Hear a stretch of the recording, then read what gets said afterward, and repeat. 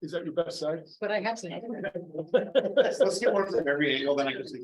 Yeah. All right, so then. Picture guy gets video, we'll have. Fill of it.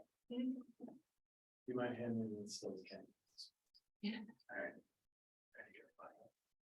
Good.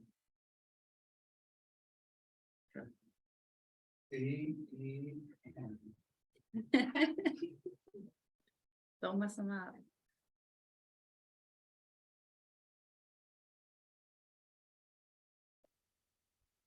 Slide the paper or slide the people? Then it's like the people.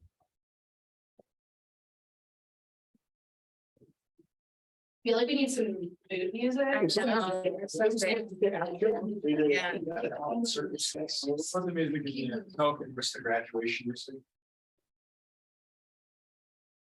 5-1.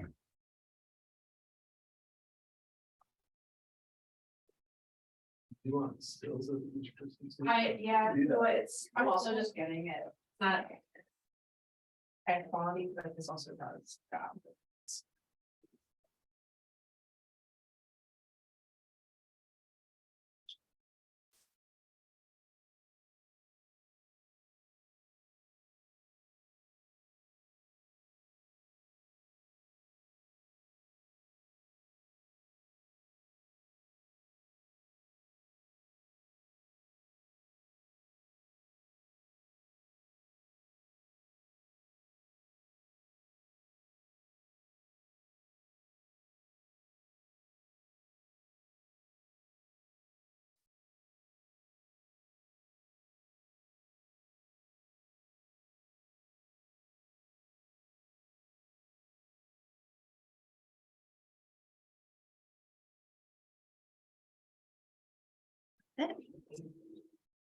All right, woo! Thank you.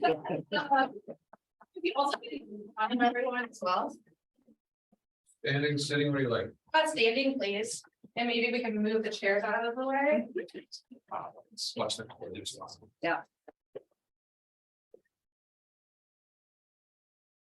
And do we not want all of? No, you don't want in that. it? No. Are you sure? Okay. Alright. Doing video right Okay. now. He'll have stills.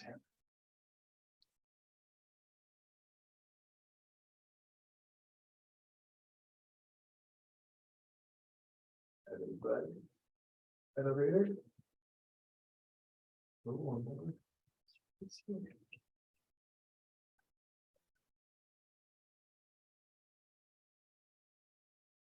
Mhm. Mhm.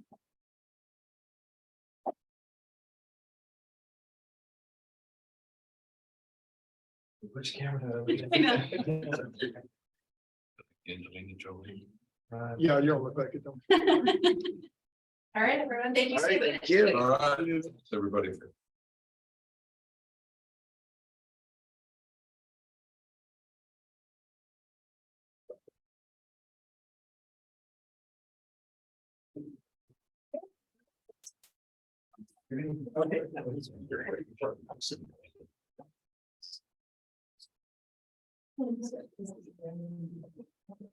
Good thing I was wearing my ladybug shirt today. Is your husband the pilot?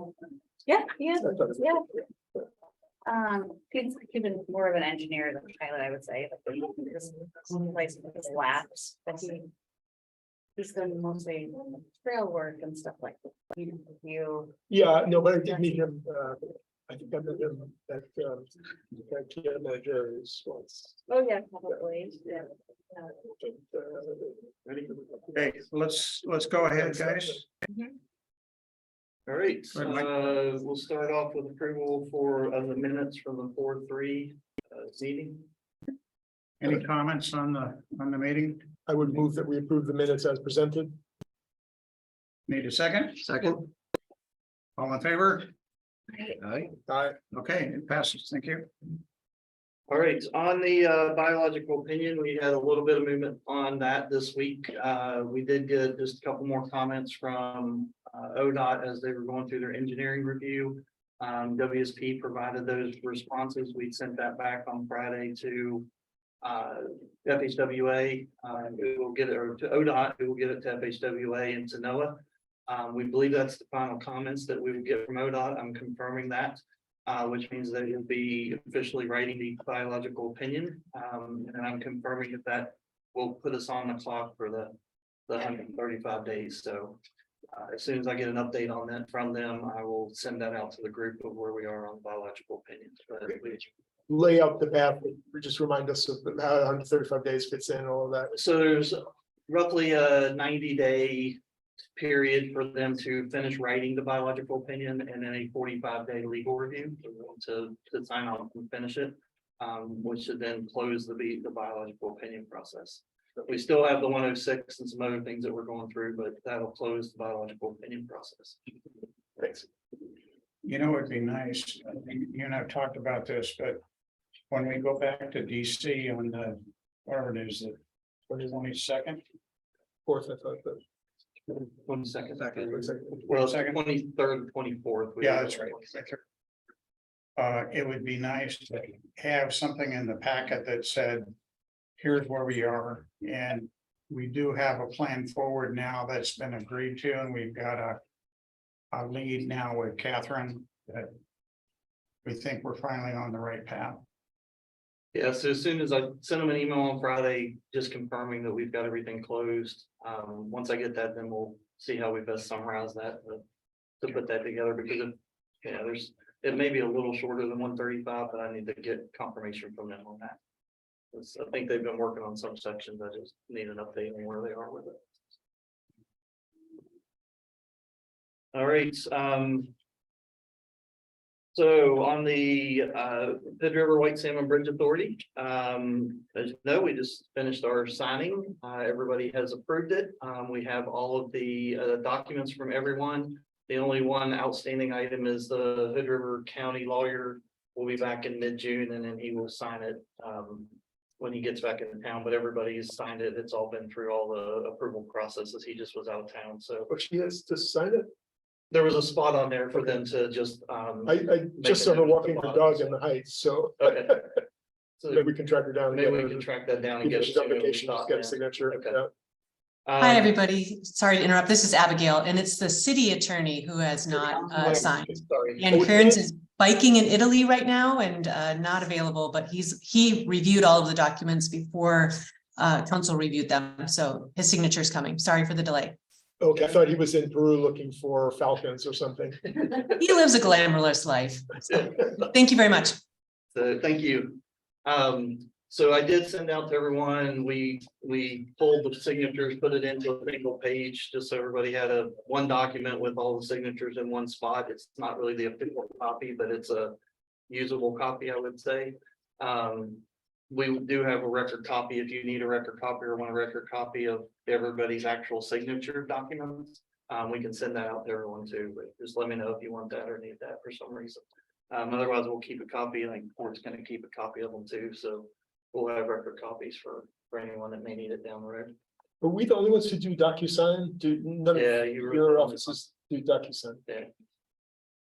Guess we're just leading the way there. Yeah, good job. Yeah, we should talk about using that more often, because I've used that a lot. It is way easier to get people's signatures. It is, using it's- DocuSign, so. The whole process is much Yeah. faster and it's perfectly secure. And maybe the first action of the new authority is to start using DocuSign. So just a couple dates that are coming up, the CFA has identified the authority formation date to where the charter and everything goes into effect as July 1st of 2023. Prior to that, we have 30 days to do the nomination processes in the counties. And then 30 days after that to do the appointment processes. So roughly 60 days to have all the different positions in place. We are going through the CFA and the exhibits, creating a kind of to-do list of all the things that it lists out that the authority will need to do. We're going to put that into kind of a package and a booklet for the new authority members to use when they come on. That'll give them kind of, here's your base documents. Example, it says the procurement process is supposed to follow Hood River County's procurement processes, so that'll be their initial one.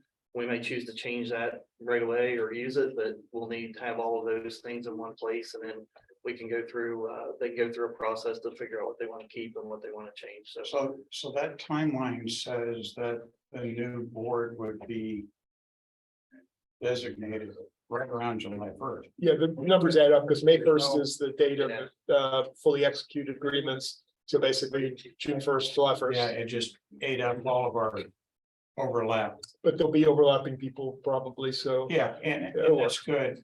I would say if the counties nominate and agree to somebody, don't wait for the period to be done. I would say if you've got two of the three, get them working immediately, so there is a little bit of a transition if they want it. Yeah, it's more, for us, it's just more about our process. There's certain. You have to start turning the crank, and so Yeah. we need the resolution in place. We need to have the body take formal action. So we have to officially put out and request nominations. We can't just kind of shortcut those things. Yeah. And No, I understand that. it'll all be done in time, but we can't, there's no way to really accelerate it. And there's, I think there's a period in there, 6 months from July 1st to January 1st, where there was kind of a built-in transition period there also with the way they implemented the new co-chairs and things like that. So again, we'll have that as part of the packet of, there's a training and onboarding that needs to happen. So we'll help to kind of just facilitate those through, and once the authority's on, as much help as they need or want, and we'll help to put that stuff together, and then the things that they don't need help on, we will not help on, so. So, and one thing, that's, I know Mike and I had this discussion, but I just want Jake to hear this also. We do have, each county has the ability to nominate up to 3 alternates. And it occurs to me that that may be a very good way to get some extra expertise in, invite people in, they will be sitting at the table, they may or may not get a vote depending on who shows up at a meeting, but it should make the process easier in that you don't have to find the exact person who has all of the skills that you want. You may be able to take 3 alternates and kind of build the perfect person out of that. The draft resolutions right now say 2, so just be aware of that. I thought it's for each seat. It does, you're allowed to do 3. The drafts that I saw from each county currently say 2. So just be aware that the current draft I said, think that was probably just a typo. okay, just. Yeah, because I can't imagine a reason why it would be 2. I didn't know if you did it for a purpose or not. I No. just noticed that there was a difference, but you're correct. You are allowed to do it for 3. Right. So I would suggest we should probably attempt to get 3. No reason not to. So. All right, Okay, let's move on. Is Chris? Yes, Chris Kopp. So we asked Chris a couple weeks ago to take a look at the BCA. He's done some review of that, and he's going to update you on where he is with BCA, sorry, benefit cost analysis or benefit cost report. So he's going to update you on that. and we're trying to get something north of 1.0. Yes, and he'll update you why we looked at it and where we currently are and where we need to be. So Chris, I'm turning it over to you. So Chris, what, 2.5? I have good news. We're well above a 1. So before I go any further, I'd like to just introduce 2 members of the team who've been working on the BCA. George and Xiong have both been hard at work getting all of our assumptions updated based on what we talked about a month ago, about how we wanted to improve things following the feedback we got on the previous work. I got a couple of slides, if it'd be all right. Can you all see stuff if I were to present it? Yeah, I was gonna ask, will it screw up the filming if we lower the lights? Yeah, and can I get you to turn up the volume a bit? Yeah, just because we're having a little trouble seeing you. We're just about that. Okay. All right. You know, it's Y'all see my screen? better to look good than to be good, but still. All right, go ahead, Chris. Okay. So just wanted to kind of review very quickly the improvement plan that we talked about last time, where we are on draft results, help you understand some of the key assumptions that went into that draft result, because the number is simply a pile of assumptions. So anything changes and the number will change as well. And then we can talk about kind of some priorities of where we think we want to go next in terms of tweaking the number that we put together. So just a couple of findings from the review of the previous BCA. There was an issue with toll revenues being counted as a benefit. There was an issue with some time savings, and there were just a number of different assumptions that have evolved since the work was done about a year ago or a couple of years ago. So the key things that we wanted to improve were to fix some of the issues with the vehicle time savings calculations. At the time, we talked about using a 45-mile-per-hour speed over the bridge. We're currently using 55 based on some potentially conflicting sources, so we just like to sort that out.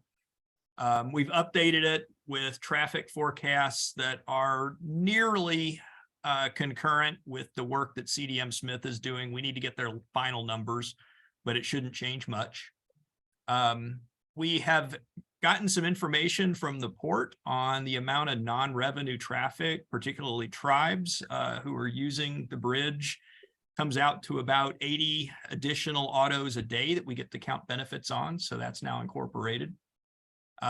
We've optimized the safety analysis. We've now done and Xiong has done a fantastic job at putting together a very detailed analysis of the detour paths and the crash rates along those paths. And so that's all in there now. And we've also moved to more aggressive bridge closure assumptions. So the idea that trucks would be restricted after 2033 if the new bridge is not built, and that cars would follow by about 2040. And that helped a lot in terms of resolving some of the things we gave up with the, not being able to count toll revenues. And then overall, just improving the BCA model's organization and transparency and ease of use for USDOT reviewers. So here's where we are today. We are at a 1.64, which if we're only going for a 1.5, I would say we're done. But this is a great foundation on which to now spend a little bit of time tweaking this in advance of the NOFO, and then once the NOFO comes out for the MPDG program. You can see we've got a lot of different benefit classes in here. We've got a couple of them that are currently zeroed out. One of the areas that I'd like to spend a little bit more time on is looking at the effects of barge strikes on the overall picture here. We think it could result in some additional bridge closures that could trigger more detour benefits, which, as you can see, is one of our biggest benefits here. We have $150 million of just vehicle operating costs. That's like the IRS rate, 50 cents a mile or whatever, applied to all those extra miles that people have to drive to go either upriver or downriver to get across. Another big benefit, of course, is the time they spend doing that. Yeah, you haven't done that for a while, Chris. I think it's 62 cents now. Yeah, it is. And actually, we have to use a USDOT number, so it's not exactly the IRS rate, but yeah, it's in that 50 to 60 cent range. It's been climbing quickly. So anyway, yes, we're at a 1.64. So I feel like this is an excellent basis for the tweaks that we can talk about going forward. And obviously, we're still in the review process. There may be some things that change with this, but we've got a great starting point for putting together our documentation, coordinating with the narrative writers, and continuing to think about how to best present this ideal balance between conservative assumptions, defensible inputs, and a robust BC ratio. Chris, can you talk about the cost showing at 298,000 or 298 million? Yeah, so that is not your year of expenditure dollar cost. That's not the amount of money we're going after for the grant. That is a discounted value in 2021 dollars of your construction expenditures. So yeah, cost is always a very nuanced topic. We're going to have several different costs that appear in different places in the application. And this one is based on the current cost of the project, around $500 million. Could you clarify that again? Did Brian give you this cost? This is a piece of the 520 million? This is the full cost of the project after you discount money that we're not going to spend until 2030 back to the present and express it all in 2021 dollars. Okay, Chris, I have to say, it's a little off-putting to see how gleeful you are about the potential expenses to the community of not building a bridge. I completely understand this exercise, but as you're talking, so you're getting so animated about how terrible things will be without the new bridge. That's that's the life we're going to be living. Benefit cost is a morbid exercise. You try not to cheer for those fatalities. The fatalities are what drive your benefits. You know, it's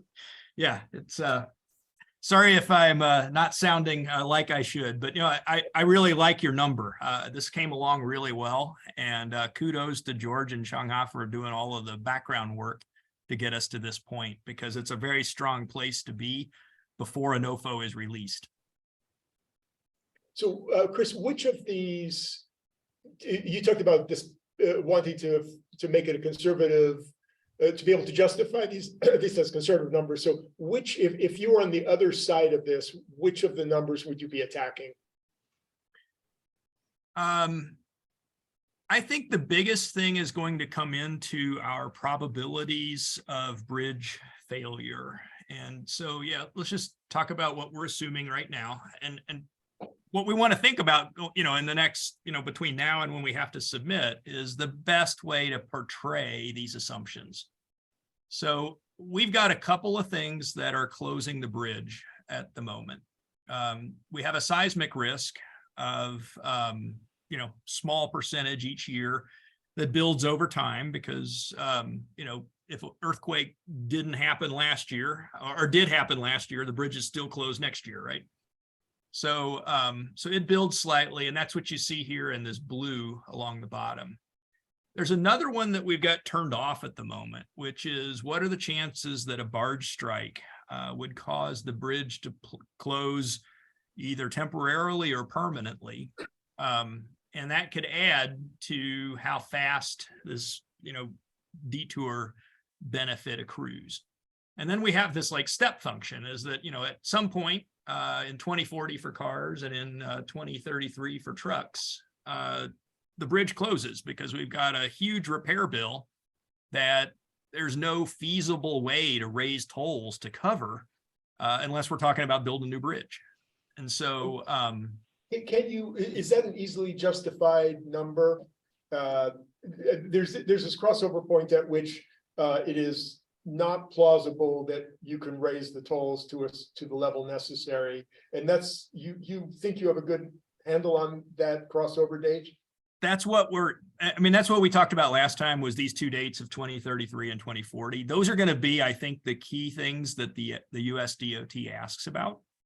And so, you know, one of the things we want to do is some sensitivity analysis. Is what if we gave ourselves 10 extra years, what happens to our ratio?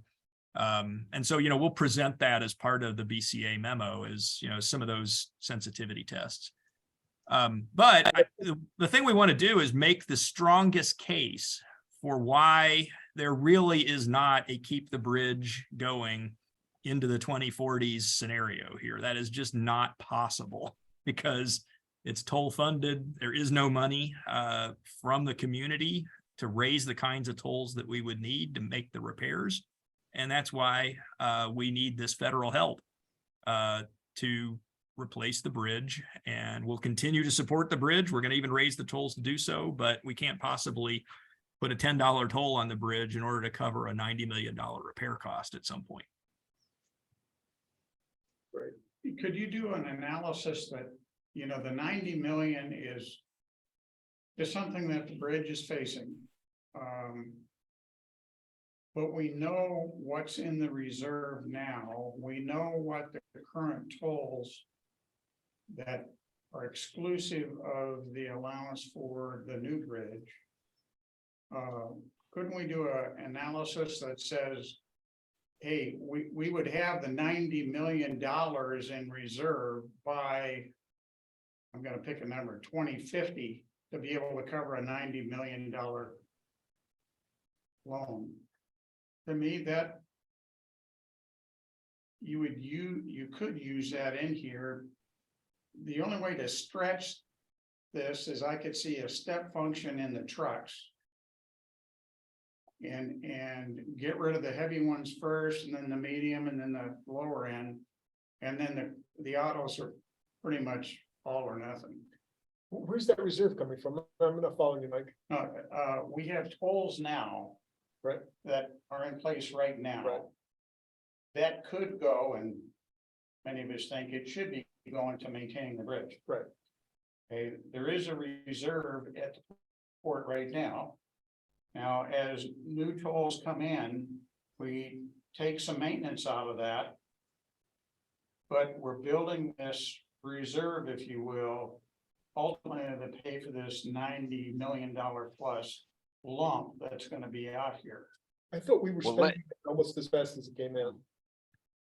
So there is. Can I say that There is- I don't think we want to work too hard to talk about how we could keep the bridge open longer, because this analysis that Chris is doing really relies on us doing exactly the opposite, and that is building a case that we can defend that says there comes a point, and we've predicted that point to be in 2040, 2036 for trucks, 2040 for cars. There comes a point where it is simply not cost effective nor possible to continue to maintain the old structure. I don't think we want to spend too much time talking about ways we might do that, because it kind of defeats the purpose we're doing here. I'm just wondering if the current rate supports a 20. What is 2036 or 32 for trucks and whatever for the cars. I don't think it's gonna take us too long to generate $90 million. I don't see us being able to do it anyway.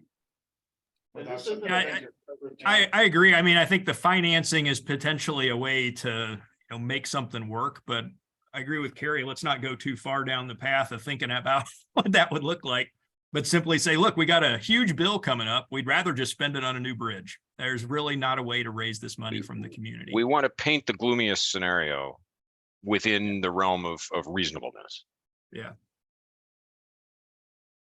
So this is where I think we have an opportunity. We could do a step function on the trucks, make it look a little more reasonable that way. Maybe the last of the trucks disappear around the same time as the cars or something like that. And then but we may get some of our number back by introducing some barge strike risk. And so if there's a way to think about a 1% chance a year that a barge strike would close the bridge prematurely, then, we get a lot of extra diversion benefits. So my question for you all, and we could certainly take this offline sometime, I don't necessarily have to cover it today, but is there a reasonable assumption around what that risk would be? And then we can build it in here and show you the effect of it. Well, that seems to be, that's where you need the mathematician to come in, but look, we know that we've had a certain rate of barge strikes, so we've had significant number of barge strikes, and that any analysis would say that you would expect that the ones you see frequently are the ones that are the least damaging, so you're seeing kind of the tail end, and there's some lower probability events that are far more catastrophic that we're not seeing, but the math can tell you if you've seen this many small events, therefore you have this probability of seeing a large event, right? I think that's one thing, but where I'm struggling with this is that as the bridge continues to age, the structure is going to become more and more brittle. So an equivalent barge strike is going to have more of an impact Yeah, 5 years from now than it did 20 years ago. I bet that's less important than simply the fact that we just haven't had the square on strike that is low probability, but would be catastrophic. So that's just my gut feeling. What I was trying to do is figure out, how do you engineering wise justify the autos 2040 and the trucks on 20, whatever that is, 2036 or 33. 33. It would seem like somebody in DC would want to go, well, why did you pick those two dates? And I don't think we've got a really good articulate response to that. It's our feeling. But we're putting a lot of money on. Well, when we reduced traffic or truck weight before, that was based on an engineering recommendation, right? The weight wise, yes. And so And speed limit. couldn't we use that same data when we talk about reducing truck traffic and say, you know, it's based on that same analysis? Yeah, that's where I'm kind of thinking, you Yeah, and I know, we think need it's- something more than just. You kind of have to not solve the engineering problem with this. This is a finance problem, not an engineering problem. So I think, Chris, what are ways to defend the 2034 assumption? I think I think it comes to the engineering study that talked about the R&R expenses. And say, you know, we would need to do this project by this time, and there is no money to do this project, and therefore we will have to close the bridge. And that was, so that was came out of the CIP information from HDR of saying you need this money by this date. And us saying we don't have that money by that date, therefore we're gonna have to close it to trucks. I don't know that we have to solve the engineering problem of could we do it? So I'm sorry, could you guys back up? Because I heard part of what Debbie said and then you picked up the tail end and I can't put the two ends together. I'm So- sorry. Yeah. You know, get it- No, no, I appreciate it. It's important. Yeah. And I think you guys are all seeing it. We get the report from HDR that says how much money we should spend each year to keep the maintenance up. And he has pushed all of the big stuff out after the bridge, the date at which we are hoping to have the new bridge open, because we don't want to do all that work on it. So that being the basis for that, we took his spreadsheet that he does, and that is kind of where those dates came from.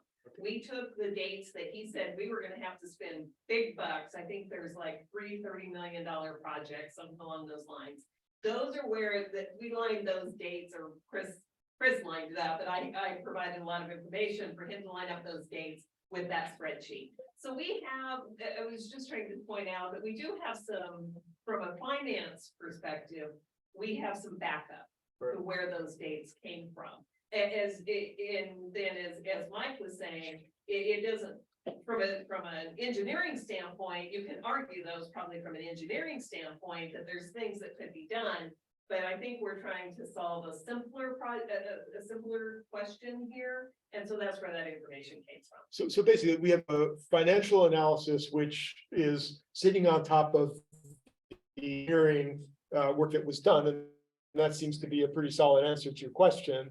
Well, It's a matter of, we could call it that, but between us and the family, if somebody dug in and really challenged that, it's pretty weak. well, engineering-wise. but these are never, They can't make you do a toll increase to fix it. I'm sorry? They can't force you to, it's your choice, and Chris, and this is my understanding. It's our choice of how we move forward. So if we say we're not going to increase, this is the point where financially we can't meet our obligations, then we're okay to say that. Like, we don't have to work out every possible scenario of how we fix the problem. No, I understand that, Mike. Where I was coming back to is the 2 points on the chart. It says cars are off by this date, trucks are off by that date. yeah, but this is, And when the question is asked, why did you pick those dates? And the response is that we have an engineering report that says we need to be spending $90 million approximately in this time frame. That's all it says. It doesn't say that But when you you gotta match take it to weight off. when you match it to the finance point picture, we can't do that. And that's our answer is, we have an expenditure that we cannot meet by this date. Therefore, we need a new bridge by this date. That's what we're trying to do. It's Okay. not trying to solve whether you could come up with a solution. It's, this is where we are. So So why is it 2032? Shouldn't it be sooner? Because that's when the current CIP, the capital improvement plan said we needed to do those improvements by. So if they said that we needed to do them actually by 26, then it would move up. But because our current plan says you have to do these improvements by this date, that's why that date is in there. And we all know the reality is that if, when push comes to shove, if we were sitting in a room and had none of these choices and we had engineering decisions to be made, yeah, you can always be clever. You can always say, okay, I guess we could get another, let's try this, let's try that. But that's why you separate the financial analysis from the engineering analysis. And you say the best engineering says this, and therefore based on that, we're going to do a financial analysis of it and say that this is where the probabilities fit. And yeah, can you stretch it? Sure, but I don't think that's what this analysis is supposed to be. okay, Yeah, so now- exactly. Let's remember we have a slightly lower bar and that a benefit cost analysis involves a hypothetical exercise about a no build alternative. And, you know, in this case, the no build alternative, you know, the project is funded in the benefit, in the benefit cost analysis or in the build alternative. The no build alternative does not require us to come up with new money to, you know, pay for something other than the project. And so we have that sort of case we can make here that means that what might happen under the no build if you were to go and find additional money. I mean, because, you know, let's say something, you didn't get the money to build the new bridge. The two states may very well contribute some money toward the $90 million. We don't have to worry about that here. I get that. So worst case, if this was too optimistic and we had to close for autos and trucks earlier, that's actually, if we did that, that would actually help our ratio, would it not? Yes. Or if we were to say that the monies that were being put aside for bridge replacement, I'm sorry, for bridge repair, actually are being used to build reserves for replacement. Wouldn't that also help this? Everyone's looking at me strangely. Did I say something that makes no sense? Well, I was with you until you said for the new bridge. So built into our current toll Yeah. amount, there are certain funds which are specifically being earmarked for new bridge construction, et Right. cetera. There are also funds which are going into the repair and replacement fund, Right. but really are being used to build up some war chest of replacement monies so that as things happen to the existing bridge, it can be kept open as long as it needs to be kept open. If instead we said, you know what, we're not wasting money on the old bridge, we're putting, let's say at the extreme, we said, we're not putting another penny into the old bridge, we're simply putting money aside into the fund for the new bridge. And if the old bridge falls into the river before then, that's what happens. Doesn't that scenario then correct? Doesn't that result in a better benefit cost analysis because it forces us to close the bridge earlier? So that's a good question for Chris. Right, that's why I'm asking. Yeah. Well, one thing to keep in mind here is that because we're only about 2% trucks, the date at which we close the bridge to trucks has very little effect on the benefit cost ratio compared to the date we close it for cars. So the thing that we want to make the strongest case for is why we would need to, close it to cars. And just as an example, if the cars went to 2050,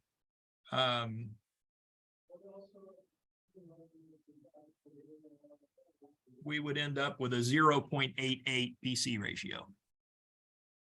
So we really want to be able to dig in on this number around why it's 2040 or possibly even a little Well, I before. think that gives you a really strong idea of the sensitivity of this model.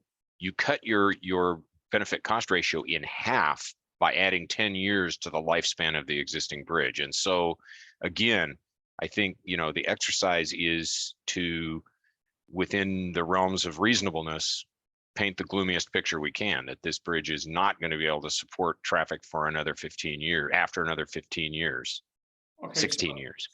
So the way to strengthen this could be is to go back to engineering and challenge the $90 million. And maybe that $90 million is really more like $180 million. It And would if that be. was $180 million, that would certainly help this. Because if you imagine a no new bridge option, like a bridge closure.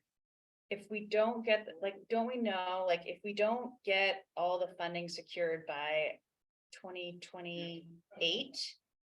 Right, we know that we can't do this. And so at that point. We were trying to limp the current bridge along. And so then you would have to reinvest all of that money into the maintenance. Sure. Sure, but if you stay with this scenario here. And these dates are kind of predicated on the $90 million engineering saying.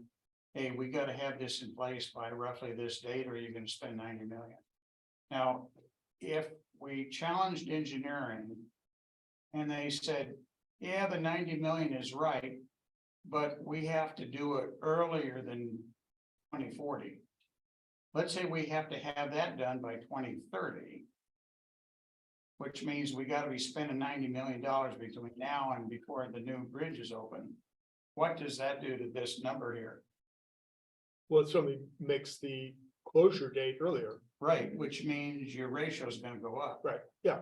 So is it worthwhile going back to engineering and asking two questions? One, what is the real date to spend the $90 million? They gave us a number, but I guarantee you it was just beyond 2030 because they wanted the new bridge. They really didn't evaluate when do you really have to do it? And the second issue would be, okay, how good is the 90 million? If you had to stake your reputation on it, what's the real number?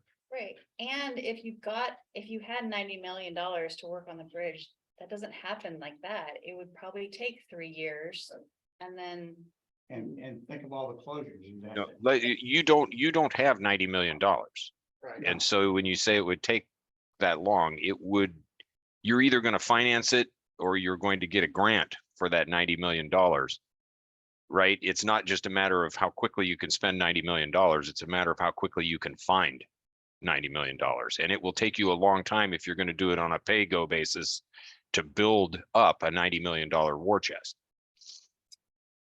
Right, but in most like governments, you know, it's, you make the people who are using it pay for it. So you'd get the loan today to do the work and then you pay it off for the next 30 years. And so If you could get the loan. I mean, I think that's something we haven't explored. You know, TIFIA is looking good for the construction of a brand new bridge. The security in that for them is pretty good. The security of investing $90 million in a 100-year-old bridge, I think there's different credit risks that would come into play there. So Chris, if the $90 million went to 150 million, nothing else changed, what does that do to the ratio? I'm sorry, could you repeat the question? If the $90 million that is needed to correct the current bridge and extend its life, if the 90 million is 150 million, but everything else stays the same, as far as your closure dates and so on, what does it do to the ratio? What's the sensitivity of that value? So we're not currently including a benefit related to that avoided R&R expense because we're also saying we can't afford to fund it. So that's why we didn't want to claim it, kind of have it both ways. Chris, the way to look at this is that if you needed 90 million earlier, than 2040, that's where you would get the benefit. Is that you needed the money earlier and the cars would be taken off the bridge earlier than 2040. And is that a reasonable scenario that they would come off earlier than 2040? Because we couldn't do the repairs to keep them on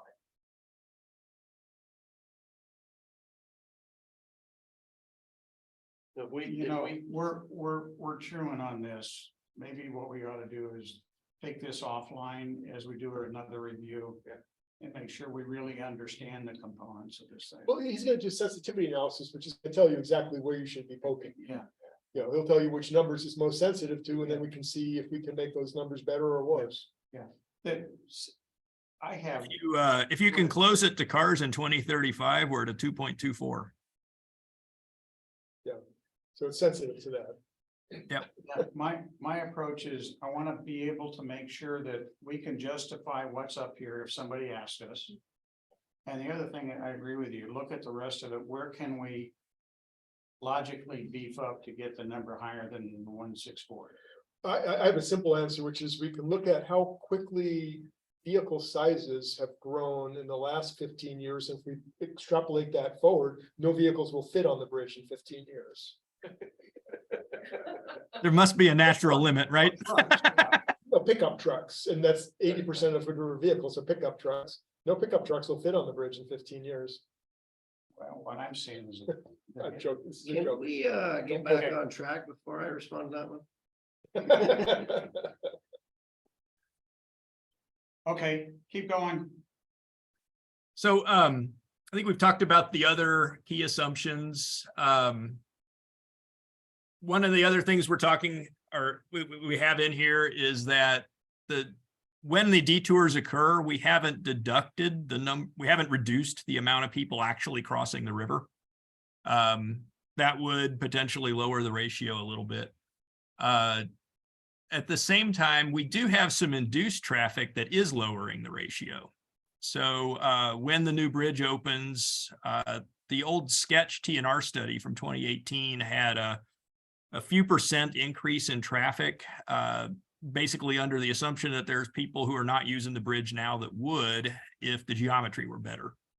And so we do have a little bit of a bump that actually creates disbenefits. So that would be another area that we could potentially tamp down and just have a universal sort of, we're not assuming that the demand for traffic across the river has anything to do with this, you know, what type of bridge is in place. And then we do have this 55-mile-per-hour speed limit. If the speed were a little bit lower, it would cost a little bit in terms of the BC ratio. I wanted to just clarify. I think the website says 55 miles per hour. We talked about 45 last time.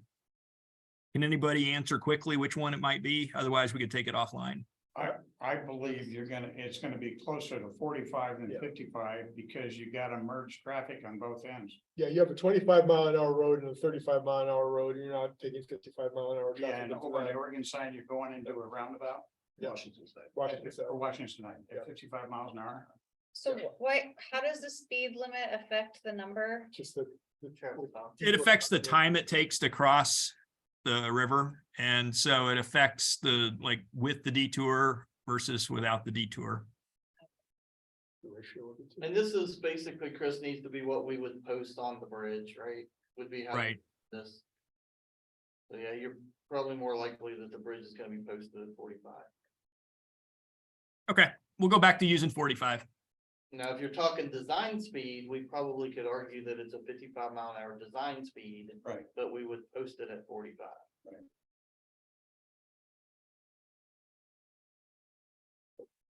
Great, thank you, Mike. That's helpful. So our next steps are to, when this NOFO comes out for the MPDG program, we want to see if there's anything that might change our strategy, either on the application or the benefit cost analysis. We'll finalize the BC ratio and then make sure that we're coordinating all of that with the narrative team so that things that we're quantifying in the BCA find their way into the narrative. And any kind of claims that they may be wanting to make in the narrative, if we want to incorporate some of that in the BCA, we will do it then. And then that'll yield our draft BCA memo, and then there will be a review of the materials, and then we'll finalize in advance of our application submittal. So, like I said, we're at 1.64 with very defensible assumptions. And it's really just a question now of, do we want to try to get that thing closer to 2 by using some slightly more aggressive assumptions? And whatever we do, make the strongest case for why those assumptions are the right baseline to be using for the analysis. And then we'll also show the effects of sensitivity on some key variables. You know, Chris, to me, 164 is okay based on what people have been telling us. But I would really like to have the reviewers say, wow, you guys did a great job. If anything, you're conservative. And if we adjusted it like we normally would, it wouldn't be 164, it'd be 19. Right. So Yeah, no, we already have a litany of conservative assumptions that we can list. And, you know, we want to just keep making that list longer as we go. Yeah, so if I could suggest something that might help sort of dramatize the situation a little bit, anytime I talk to somebody about the bridge and people talk about the construction techniques and, you know, what do we know about how strong the piers are and that sort of thing. What I do is I tell them about the destruction of the 1920 bridge across the Hood River. We basically bridge built at the same time, same area, same technology. And we have, ODOT took meticulous photographs as they dismantled this bridge, showing in how many, you can see in these photographs, certain pieces of the concrete were just perfect and everything just looked like it was put in yesterday. And then other parts were just dust. That this thing, the concrete of that era was incredibly irregular, incredibly unpredictable. We know that a lot of this was wheelbarrows poured in. People hand mixing stuff. There were no tests being done on it. Well, no vibrators, but then they weren't taking any samples and testing them or doing anything like that. So we can dramatize the level of unknowns to help people appreciate why we would not say, yeah, we can keep this running until 2060, because we do not know how strong these piers are. Every evidence is that these piers are probably going to crumble to dust when we tap them hard. Well, I think the piers are one thing. I think the rest of the structure is something else. But both of them. I think you need both to keep driving across it, right? Chris, I have a question. Did you, in your analysis, did you look at the center lift span being operational or not? And what that does to traffic? You know, that is another potential risk that we could build in here, is the chance that the thing gets stuck. It's my understanding that is something that wouldn't permanently close the bridge, but it would create, you know, potentially a week or more of delays as parts get sourced and flown in or whatever else is needed to repair the situation. But that is definitely something we could build. Right now, we kind of have it as one of those conservative assumptions, is we're not assuming any benefit related to that. Yeah, but I mean, couldn't you easily say that we have a pretty high confidence that there would be a 1 week loss of service? And, you know, is it how much does a 1 week loss of service affect the date? Is it worth looking for things that could generate 1 week losses of service?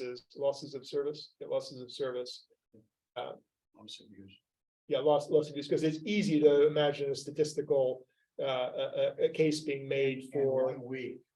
That'll go real quick. or 3 weeks, whatever it is going to be, you know, assuming something jams in a 100-year-old mechanism, and we're without a bridge for a period of 1 to 3 to 6 weeks, whatever it takes to get parts. If that's if that moves the needle, I think we should look at that. And I was actually thinking about the other scenario where it's not able to be lifted. And so if there's something large that needs to get through underneath, that's not an option. And so Yeah, I think based on Blocking. history, that's not big problem. Okay, The real problem is if you raise the lift span and when you lowered it back down and got caught, yeah, you know, something happened and okay. that's where the problem is. But isn't, my understanding by law, if the lift span is not functioning, we have to leave it in the up position because the marine traffic has priority, right? So that says that, I think that's what you were asking Yeah, about, yeah. right? What's the cost of that? And what's the probability of that? Multiply those two together. To me, that would be, I mean, the big cost there would probably be fines and penalties. Not so much the loss of that one movement, where the big money is if that thing got locked in a up position and you can't drive cars across it. That's a lot of cars that you gotta divert. Well, by law, you're required to do that. If it No. gets stuck in the down position, you're gonna have to find some way to force it into the up position, to leave it there. You can't leave it in the down position. I like the idea of, just as we're gonna include some kind of barge strike risk as sort of an annual Yeah. threat that, you know, builds over time. We could include a lift span risk. The Yes. risk that the thing has to be put in an up position and forces detours. Which Right, you may not be able to lift it up. or but it's a you lift it mathematical up, but then analysis. you- So we know it was built in 1939, you know. Portland, many other cities have lots of lift spans. I'm sure there's plenty of numbers out there on the annual risk to a lift span mechanism. And whether it's a 1 week, 1 month, or 6-year closure, you know, those are all varying probabilities. That's what mathematicians are for. I had a question just on, I guess, overall process. So obviously, we're using this to apply for programs we applied for last year. Good news that this is so much better than the number we landed on last year or what got broken down as they evaluate our application. In these programs with the higher funding amounts, is there a likelihood that they're gonna reference, or the familiarity of our application already having come forward will raise more questions for why areas like this have such a significant change? Or is each year like stand on its own and they're not gonna pull back or go reference what we submitted on this project in 2022, potentially raising more flags around areas that are markedly different? I would say in general, what we've seen from the first year of the bridge program is that the US DOT is pretty much accepting the word of project sponsors on, they know their bridge best. As long as you can construct a reasonable sounding scenario around what happens if you don't do the project. You know, other than looking at your sensitivity test, I don't expect a whole lot of pushback there. I mean, I think we have a very strong story to tell about why it would be difficult to finance these improvements, why, therefore, we're going to have a bridge closure scenario in the relatively near future. And we can show very clearly what the impacts of that scenario are with the detours. So I just want to build as strong a case as we can for how we've thought about all of these aspects of it, how we weave that into how we write it up. And then just say, look, we're assuming that the 2030s is when this thing has to close. And to be conservative, maybe we have the trucks stepped over time. It doesn't cost us very much on the BC ratio. So Chris, does it make sense, and would you be doing it anyway, that as you put this application in, you do some kind of a reference back to the last application, what significantly changed between the two? Or do you ignore that? Probably a good idea, given that they've seen it before. Yeah, that way you have an opportunity to defend why you did something different this time. Yeah. Okay. So I keep on coming back to how to dramatize this for real people who are looking at this. Sorry, you won't be able to see this, Chris, but this is a photograph of the first opening of the bridge, April 6th, 1940. So we just passed an anniversary. This is such an ungainly, tall, spindly structure. It's not hard to imagine this structure getting stuck. I would show people, we don't see the bridge. We never see it from this point of view. We don't see how far it lifts compared to what the length of the structure is and how narrow all the pieces are. And how easily any of those pieces can be torqued out of position, can fail. So I think things like that, so. Oh, yeah, I see this at all, but, this really, to me, dramatizes how that works. And Chris, I'll be able to see if I do. there was one question that was written in, Chris. What was the average BCA last year of some of the winning awards? Like, where were they at? What range were they at? We don't know because the USDOT doesn't publish it, so we can only speak to ours. You know, Brent Spence was a 3.67 or something. I mean, I don't think we have a path to get to 3.67, but I don't think we need one either. That's an insane number. Okay. Well, if we do the scenario of the bridge staying like that, starting next year. 14 It's points. pretty high. Okay, Are we get any other, Chris, guess- any other I guess slides? isn't the issue that we have to look here is if it's on this 90 million. Where is the 90 million hit on your capital improvement plan, and does your CIP show that dollar figure with a date that is a big looming issue? And that's It is in why the it's the budget. dates that it is. The Okay. current CIP shows that. The So if we current want to go CIP back and shows- relook at that and say, 20. is this earlier?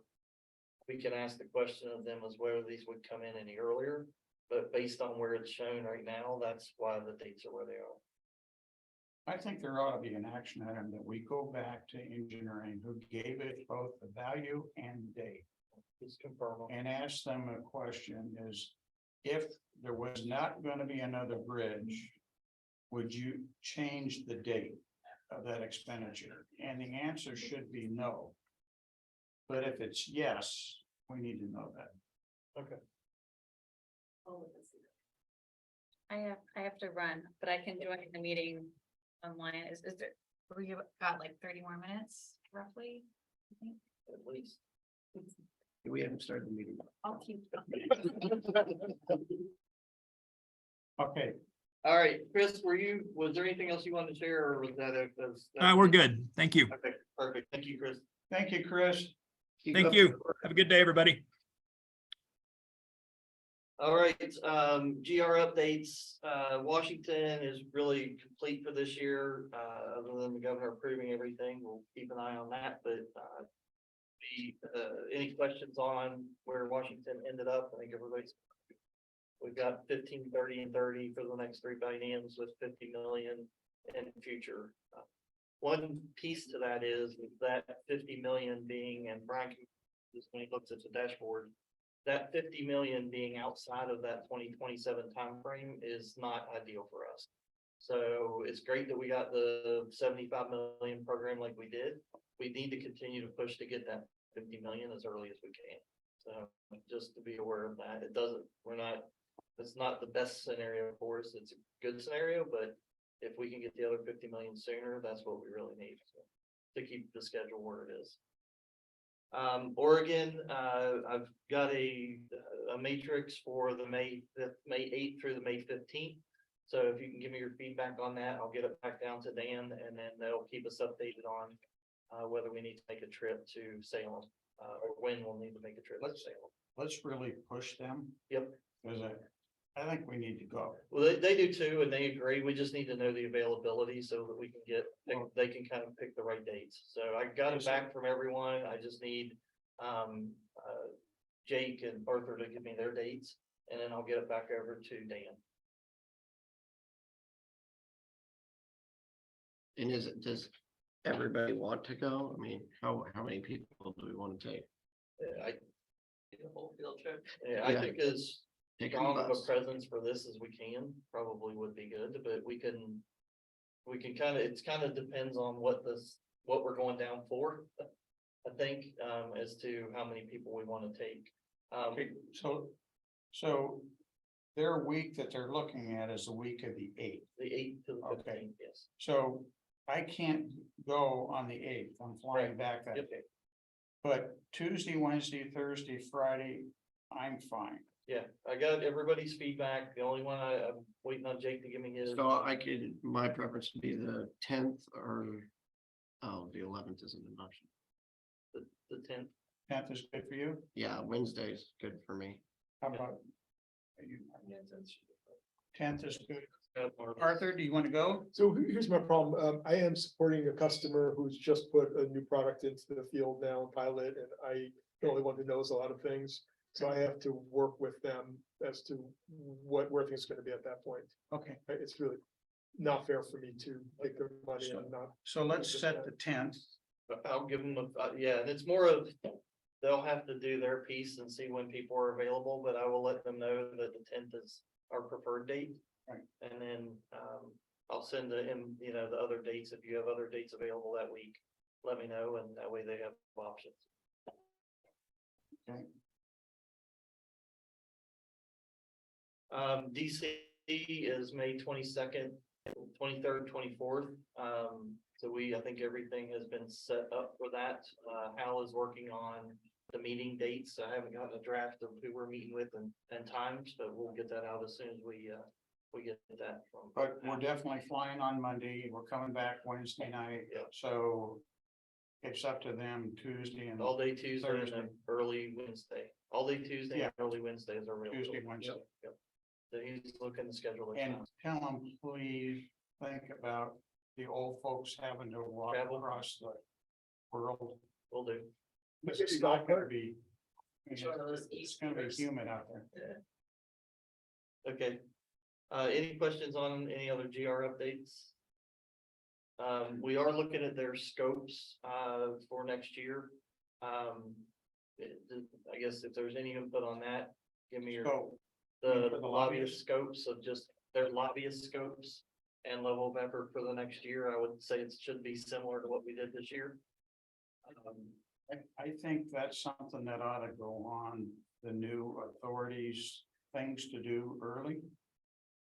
And this is the ports, this is right now, the ports.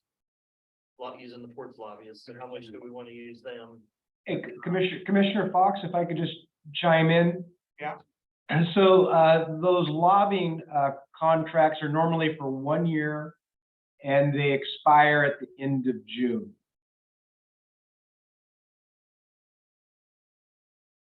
Yeah, so we need to get them something for this next year before then. We can talk about it. I think we're probably stuck for the year. Because we're not gonna know on the federal grants, No, we're not. we're not gonna know on the Oregon side, or it'll be close. You don't wanna be changing the horses right now. I don't think so. Yeah, I agree. You okay, keeping them another year? Yeah. No? Okay, okay.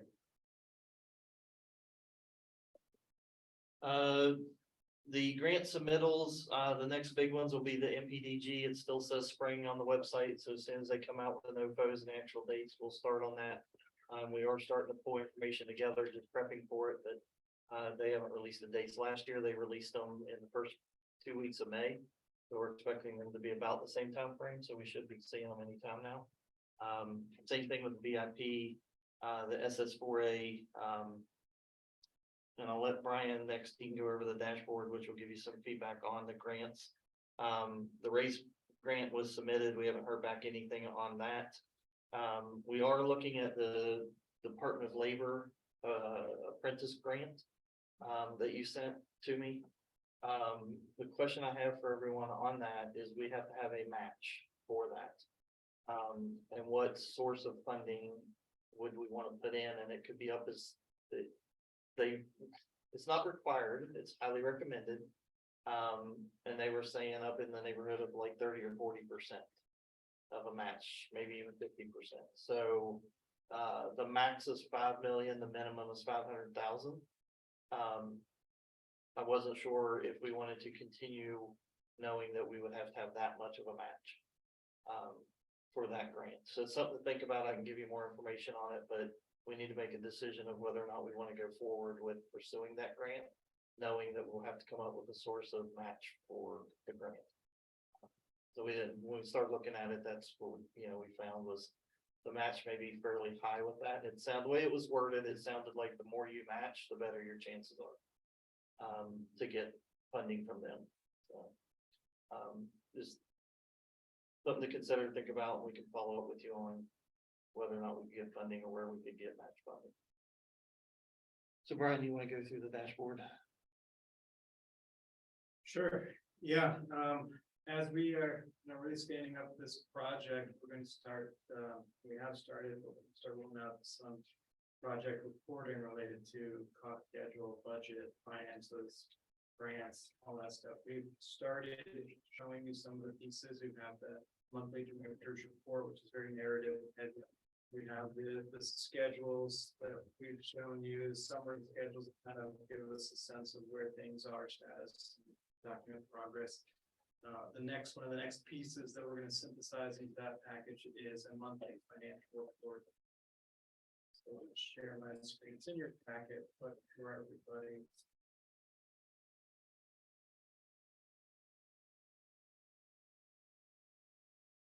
I just want to know where we put the thermometer. Everywhere. And we do have this on a dashboard that we can give you access to. If you want that, let me know, and we'll get you access to the site. Where you can go in and look at this whenever you want.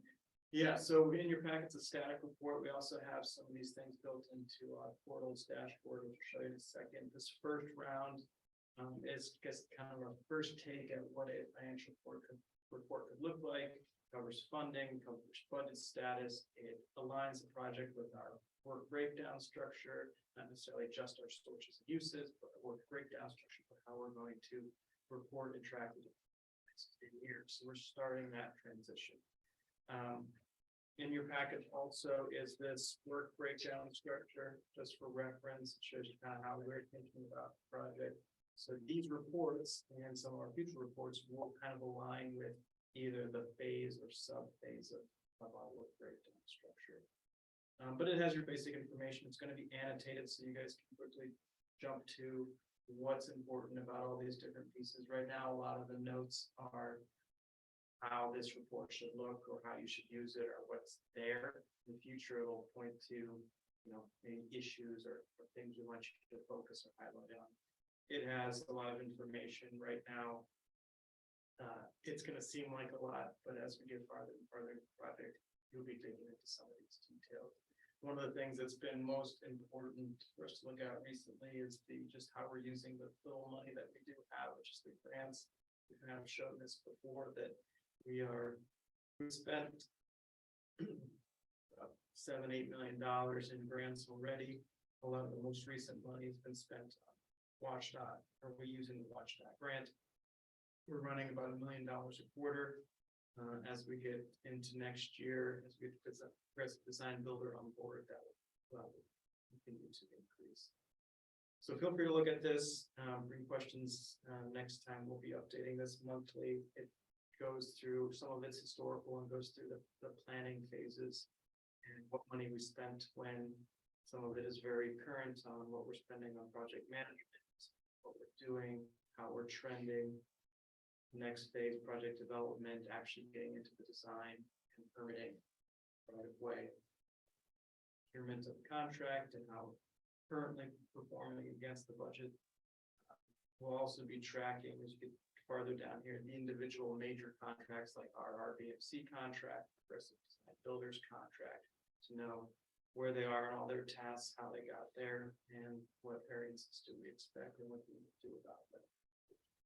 Static reports are a necessity, but we are transitioning to dashboards that show our current status and are interactive. So on our project portal, which we can make available to you, or actually on the World Wide Web anywhere, we can send you links to show our budget.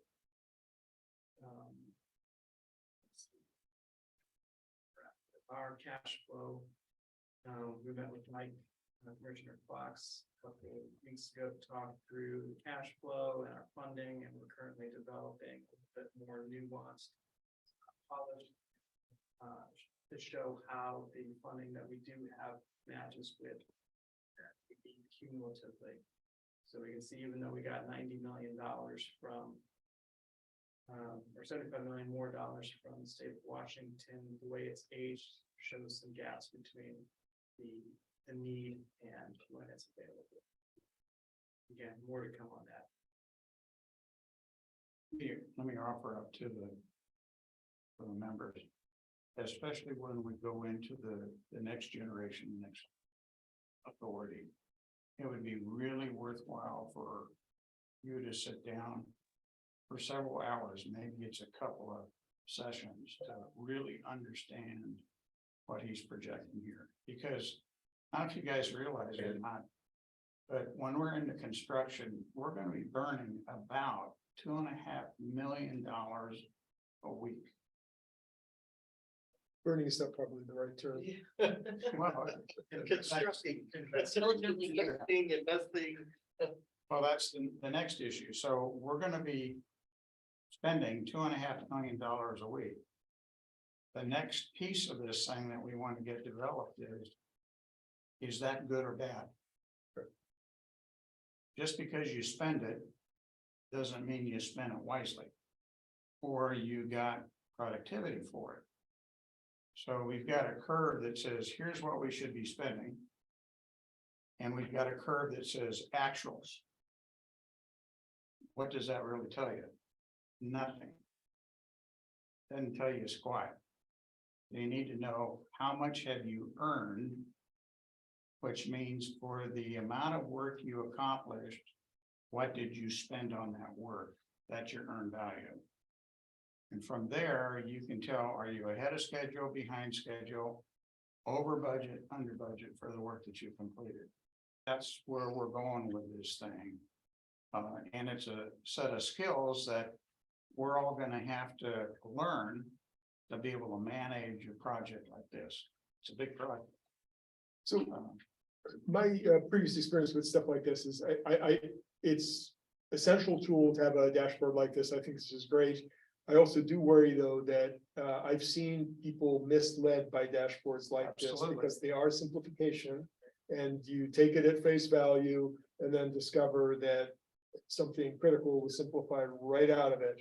I know we had one for the city of Hood River that somehow abstracted out the fact that you can't use SDC funds for anything other than new projects. And they never mentioned that and made it look like we had plenty of cash, but we didn't. Right. So So I worry about stuff. we're gonna have to be what I call a smart customer. Right. Okay, so we're gonna have to understand that we can ask intelligent questions back to our contractor to make sure that everything is as it appears to be. Yeah, I'm just gonna keep reminding people that any simplification is a simplification. And that's part of our, I mean, that's part of our responsibility too, is to make sure that those things don't happen. Right, but we have to We're- keep our eye on you. That is You true, do all yeah. the work and we keep our eye on you to keep you honest and that's. Yeah. That's the dynamic and we always have to be skeptical, no Yep. matter how much trust there is, no matter how good the contractor is. Absolutely. Yeah. And that's not bad. No, that's what it's That's supposed to actually be. good. And the other thing I would say, if there is a number or something that you've seen in the past that you wanna see, tell us and we'll get it on here and get it in a way that you wanna see it. I still want to see my thermometer. Yeah, I mean, we have. Yeah, we'll make it very cool, it fits on a page better horizontally. No, you're right, the point of this introduction is to just get your mind around what kind of questions do you want to ask? We are building right now the systems to manage data and to start managing ourselves, and then later aggressive design builder, and as we're developing those tools, any feedback on the types of things you want to know or have at your fingertips or have in a monthly report will be invaluable. So I guess one of the fundamental problems I have with this sort of format is that this is all predicated upon a specific schedule, which creates a specific budget. If you have, as schedules start to slip, presuming a schedule starts to slip, a whole bunch of other things change. If you assume that your dashboard reflects that it really isn't going to do a good job at that, and no dashboard could. So some way to highlight the cost of schedule slips. Yeah, and that's, I mean, you're gonna see it over time. I want them to put in a trend program. and then earn value. And now you start to see those movements in there and you can question what's going on here? And if you wait for the report, we're not getting the data early enough. But trust me, we're gonna get there. Trust you. It's different. So if you want access to this, let me know, we'll get you on it. It does require you to have a password, like an email password that'll be portahoodriverbridge.com that you'll have to sign in, so. Yeah, so, but just let me know, we'll get you on it, and you can start messing with it. And like I said, anything you see or want or, you know, isn't in there already, let us know, and we'll make sure to get it on there. And also, if there's any report formatting that you like, that like, I like this report, I want it to look like this, let us know so we can format things to look how you're used to seeing it or how you want to see it.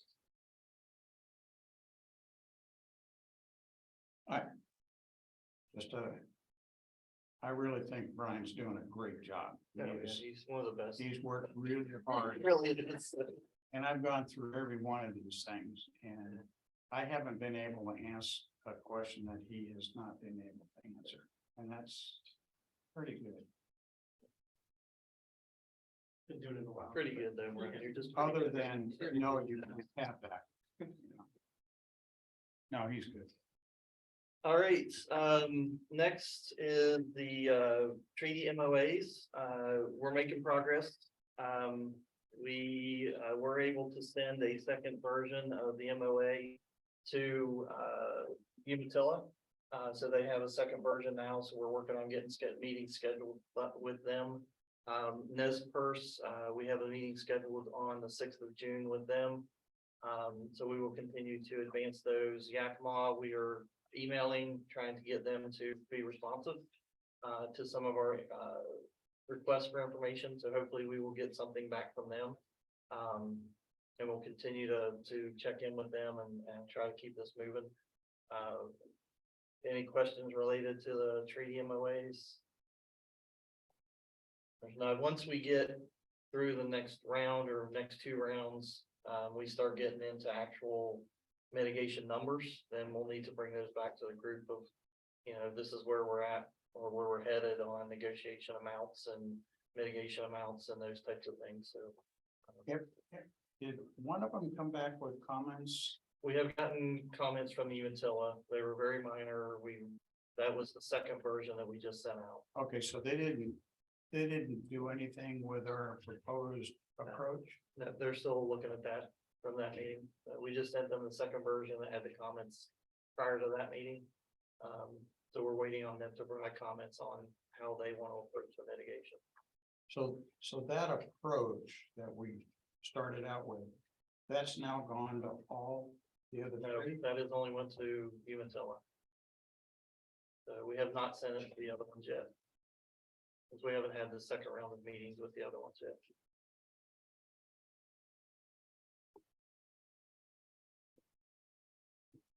Why not send it to them? Because we can, it's typically what we've been doing is when they get, we've kind of been walking step by step with them. If they haven't commented on the initial part, we're probably not gonna get comments on the second part either. So, and the initial thought was to get them to respond back to us on how they would like to approach that before we gave them our approach to it. We can send it to them. It's just not the way we're going to approach it. When we originally decided how to approach this. I don't think it'll speed anything up sending them another. You don't think it's gonna upset them? I suggest we send it to them. It's easier for them to say, no, I don't like this approach. Here's what I'd like to do instead. Right now, they have a blank, kind of a blank piece of paper. And they may be struggling trying to figure out, when they say methodology, what do you mean? So give them a proposed methodology and let them say, no, I don't like that one. Here's what I like. And then we go meet with them. Okay. We'll look at sending them an update. If you don't think it's gonna offend them.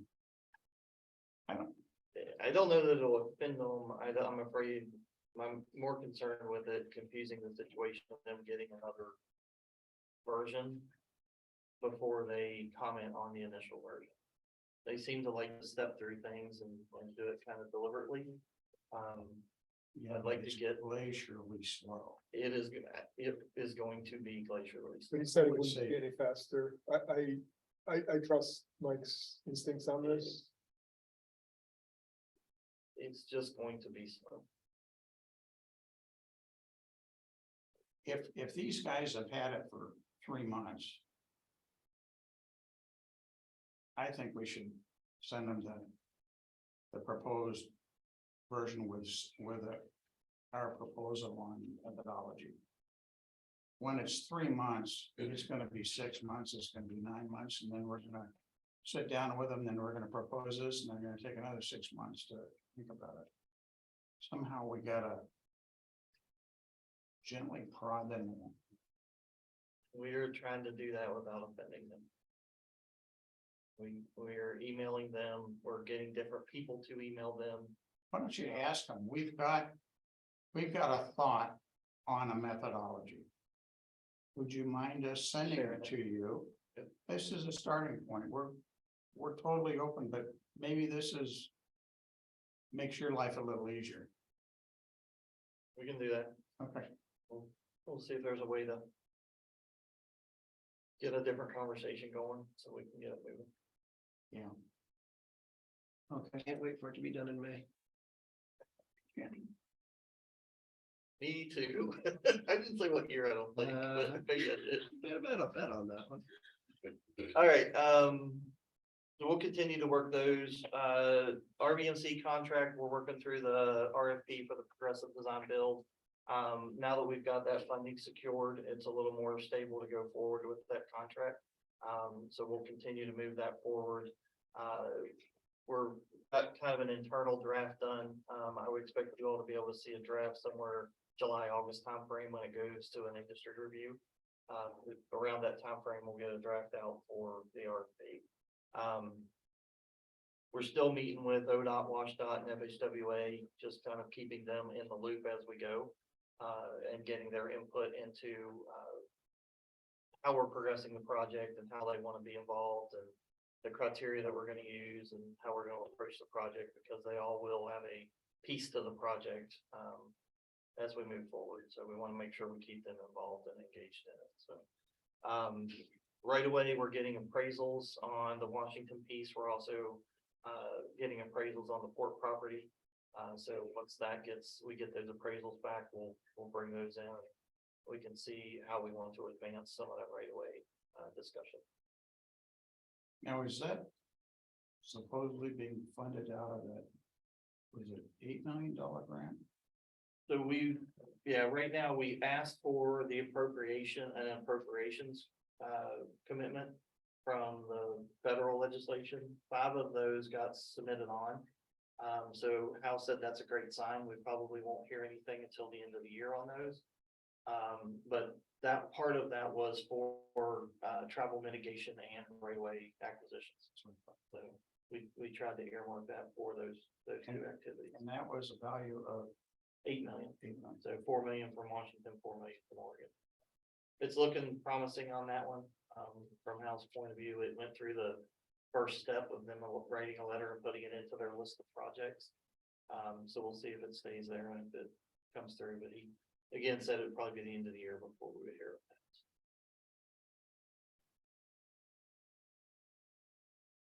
All right, NEPA, I gave you an update on that. There is one thing related to that. In the packet, there is a letter that's going to the Port Commission on the next amendment to the ODOT contract for them to oversee this because it's a local programs contract.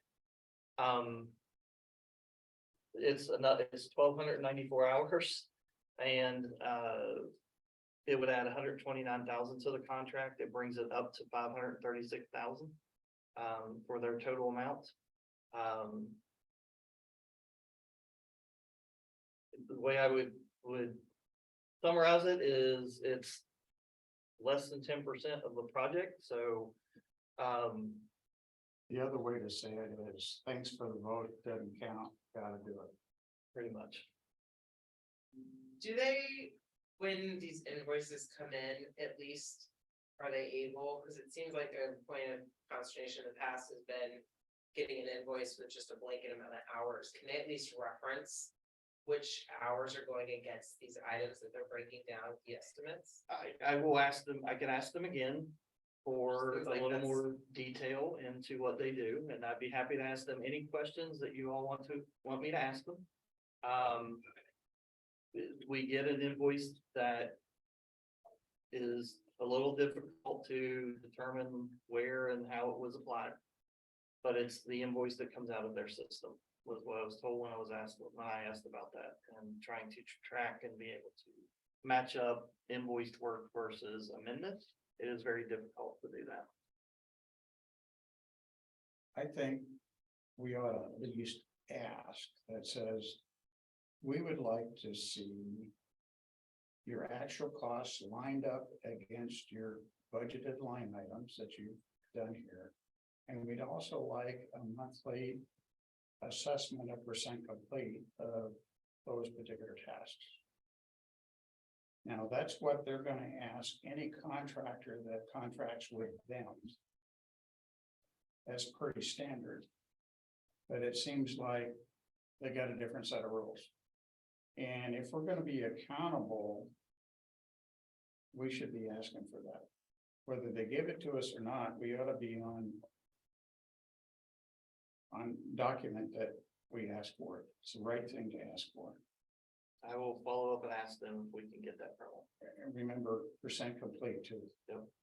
Because I don't want them just hitting us with a bunch of costs and we're not making any progress. Yeah, what is the agency coordination they're actually doing for the build grant?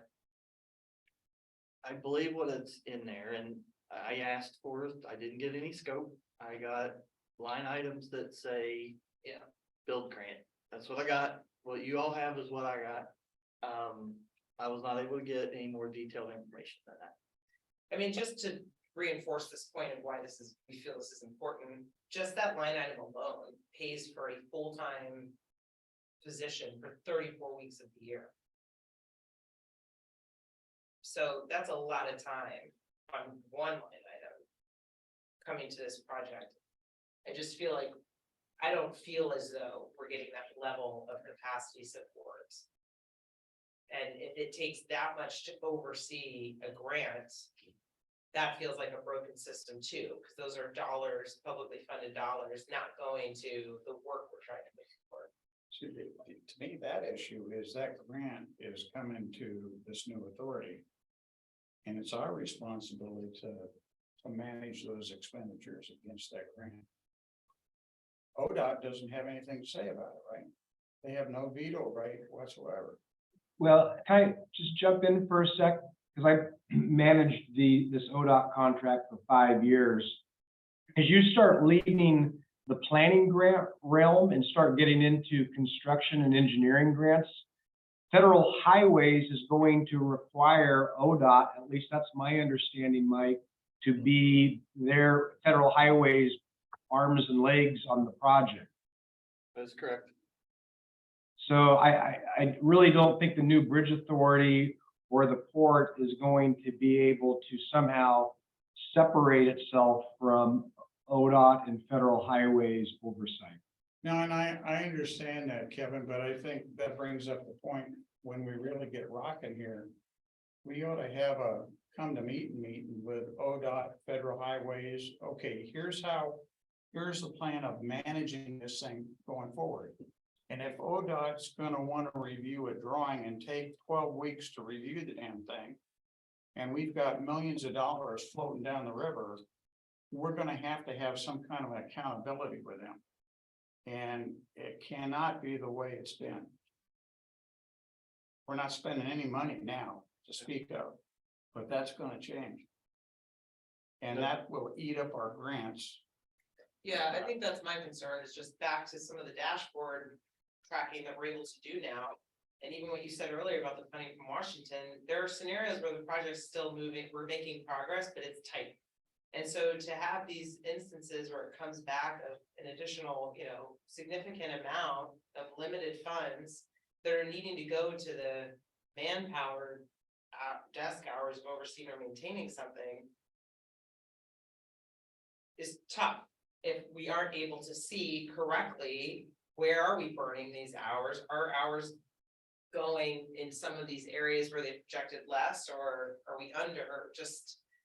I don't know, in the interest of the relationship, I would imagine that as an agency that also answers the public, they would be open to providing more transparency, and I can't imagine if they could. Somewhere they're putting hours against all these things, so to be able to reconcile that seems fair. I will reach out to them and see and try to put all those questions together. I also had a question about the rate has increased with each amendment. The per hour rate, not sure again why.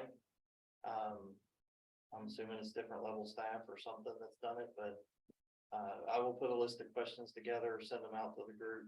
If you've got additional questions, we can send it on to ODOT and Why aren't we treating them like any other contract we're gonna have that monthly, quarterly, I would say monthly, we have a project review with them.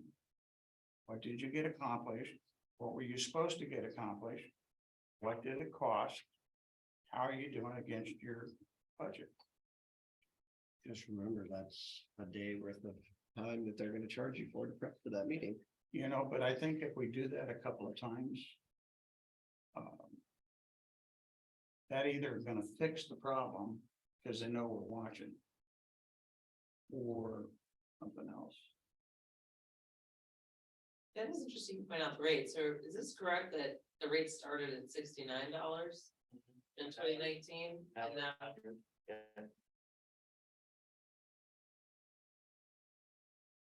I'll put a list of questions together. I will forward them out. Kevin, I would not expect this to be on the Port Commission, or do you want to still take it to the Port Commission?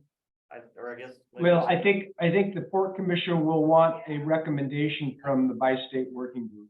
Yeah, sorry, that's where I was gonna go with it. So what recommendation would you like to make to the Port Commission related to this approval of this IGA with ODOT? It's on their agenda for tomorrow's meeting to approve it. So if you want to hold that up, we need to make sure that the port knows to not approve. I don't know, I do not have an update on where they are with their existing funding and whether a delay in this will cause a delay in their oversight. We can ask that question too. I don't know if we'll get an answer to that before tomorrow. And if I could just jump in again, I mean, obviously we'll do whatever the bi-state working group recommends. This was for 5 years a difficult process to get more scoping, more detail than what we would receive. And so, you know, if we want to get this thing done and moving, it probably makes sense to do that. The one area that you might, you know, get a little bit of negotiating in is on the rate. Michael, that's the one area, because it's kind of an agglomeration of 20 different categories of rates. And so that in the past had been an area where there could be some negotiation, but getting much more detail than what's in this document probably will be very difficult to get. I mean, Can we quickly figure out how close to the edge are they? Are they just about out of funds? What's the time they built? Yeah, their last invoice. Yeah, looks like it's around.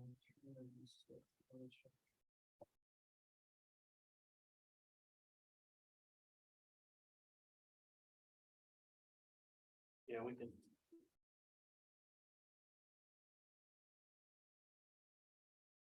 I mean, I guess back to your original point, it's not exactly something where we're gonna say, you know, there's an obligated relationship. I think it's more just, how can we be communicating back the acceptance, but also maybe the disapproval of how communication's been at this point, in some areas we'd like to see improvement. for better tracking and accountability. I guess the question is do they track at all? My assumption is it's all based on estimates. It doesn't look like she was going shopping. Can you tell, guys? So they're actually at 409, so they're right at their limit right now. So if we don't approve this, there's a good chance that they will probably stop until we approve this. So I mean. So what we can do going forward is, and I'll still ask the question, that's not a problem, I think, to keep things moving, maybe we approve this one. And we have some conversations about the need to be a little more transparent with this funding. And we can track it and give you an update on where they are against their totals. And that way, when they get to 75 or 80%, we can start having a conversation about what their next agreement's gonna look like and what the scope of that agreement's gonna be. Does their agreement say that they've got to give us notice at 75%? No, Yeah, and actually, I mean, just that, because I only got the line in phase 4 agency coordination bill grant. It's in phase 5 too, and those two, total couple $100,000. it's 55 weeks. Yeah. 40 hours a week is what they're saying. So like, it's almost like we haven't met a member of our team. There's a body. That's just a lot of time. And it would be beneficial, I think, for us to be able to better understand and thereby appreciate what it is that requires that much. I did ask, What would happen, Mike, if we suggested approving 25% of this? So it's a partial improvement, get you about 3 months. In between now and that 3 months, we want them to come in and explain this to us. And look at the rates, and look at the reporting, and look at the accountability. And then, assuming it goes halfway well, we release the other 75%. I could have that conversation with them and see See, what they say. yeah. I would kind of like to fix this now before we get into the real heat of battle. Where we've got a design that we're trying to get them to look at. We don't want to be having these kinds of discussions in that phase. It would be nice to get some commitment of turnaround and review periods and a list of who's gonna work on it and something that ties to some level of scope. Don't disagree. I'm not gonna promise you you're gonna get that. We tend to say, hey, this is the bureaucrats, we can't do anything about this. We ought to give it one shot anyway. Okay. That's my thought, but you guys.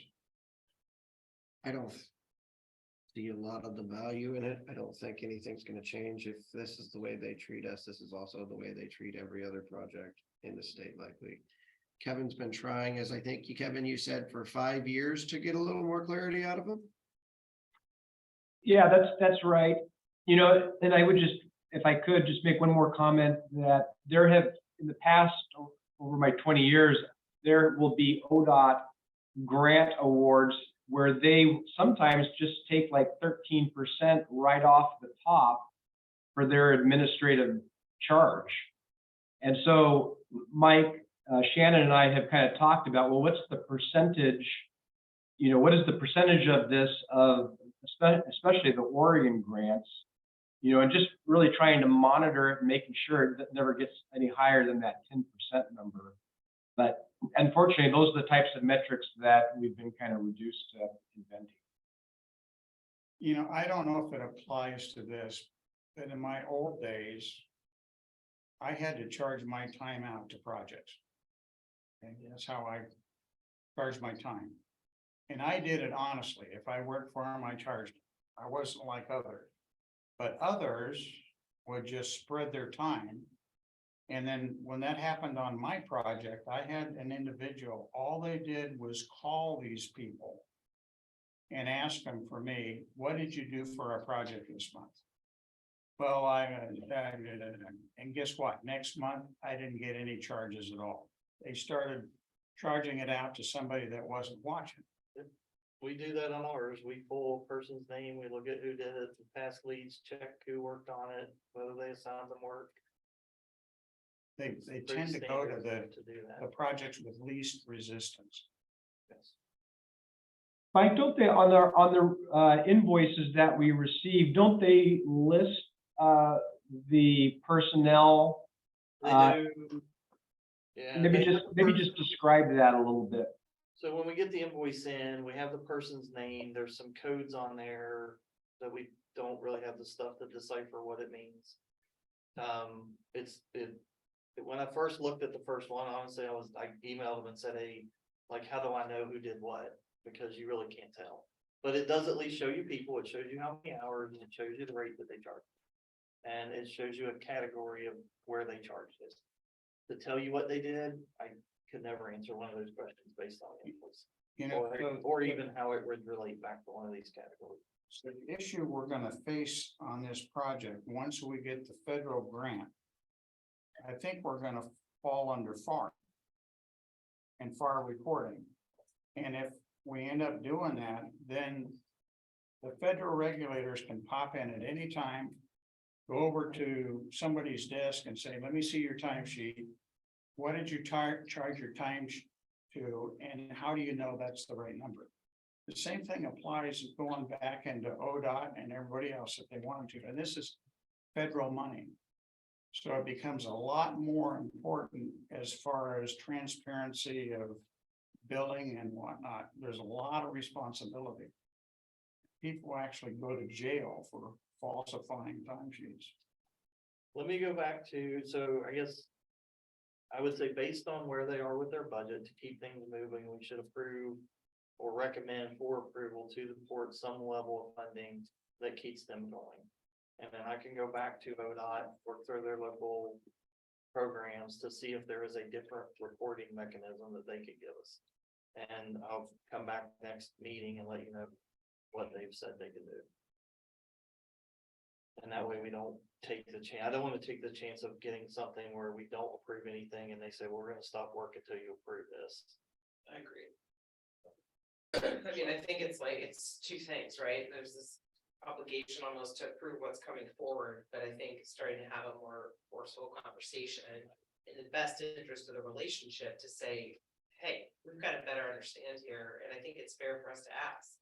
It doesn't say that we're denying their funding, but I think it puts them on notice that we're not just a passive project. So I would suggest you try the 3-month thing. Okay. Maybe a 6 months. So Kevin, Authority time to get. I'll modify, I guess, I'll modify this recommendation to maybe be 50% of the ask. And then we can move forward with that, and then we'll follow up with ODOT to see if there is a different way we can scope and contract these and report on them. That sounds good, Mike. I'll give Ben a heads up. Okay. And I guess just, I don't know why I'm in such a down mode right now, but so earlier you were saying kind of just historically evaluating kind of these fees sometimes or other projects where it's just an across the board 13%. So we're saying right now that we've paid them $536,000, or this now brings it to that.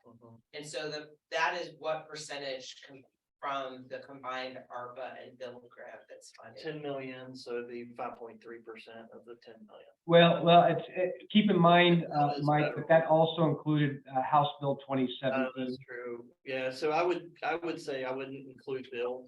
I would include House Bill 17 and ARPA as Oregon, which is still 10 million, so it's still 5.36. But build is federal, but it sounds like they do have some work within that, so there's probably some percentage in there that they're gonna build too. So if you added all three of them at 10%, it's $1.5 million that you would be looking at. Okay, let's keep going. So we talked about the NEPA, FEIS and the ROD. That was the last thing on the agenda. It's the next thing. One other thing I wanted to talk to the group about was the CFA. So we have went through the CFA. We've created a kind of an action item. We're going to meet on Wednesday to kind of formally put that together a little more. We'll send it out to everyone. And then we'll have to sit down and maybe at the next meeting or set up a separate meeting to sit through and kind of talk about how and what parts of this the bi-state working group can advance and prepare so that when the authority comes on, they can kind of pick it up and run with it. So, but we need to get a little more organized around what those action items are and get some of the documents collected first. But that we will be bringing them back to you to see how we want to move forward. Good. Okay. I'm glad we're thinking about this. Yeah, there's a number of things that need to happen and timing wise, we will not be able to apply, put initially on any of the grants. I don't believe the authority, it'll be something we will have to do probably an amendments once you get your federal, the authority gets their federal ID numbers. Then we can look at doing an amendment to the grant applications if we haven't heard to change the applicant, but for now, we're gonna, I think you can, well, we're gonna have to use the port and the county as the primary people on there. When I know that list, there's a bunch of interagency agreements that we're gonna have to start working on. Yeah. Because we're gonna use the port for some of this stuff. All right, that was all we had. Go around. Arthur, you got anything? No, No, I think we've got to get to Salem and beat that drum as quickly as possible. Marlon? So regarding the Salem trip, that one pager that we drafted up, how is that coming? It's updated. Yeah, it's pretty much completed. I just need to send it out to. Yeah, could you send it out to the three of us that are going down? I don't mind sending it to everybody. Yep. But let's start looking at that. No problem. Okay. Okay, anything else? Anybody on? I think Mayor Kiewit is still on, so yes. Mayor Kiewit? Any last thoughts? Nope. Thank you. Okay, guys, with that, we'll close for the day and we appreciate all you guys' work. Really been helpful. Thank you. Good meeting.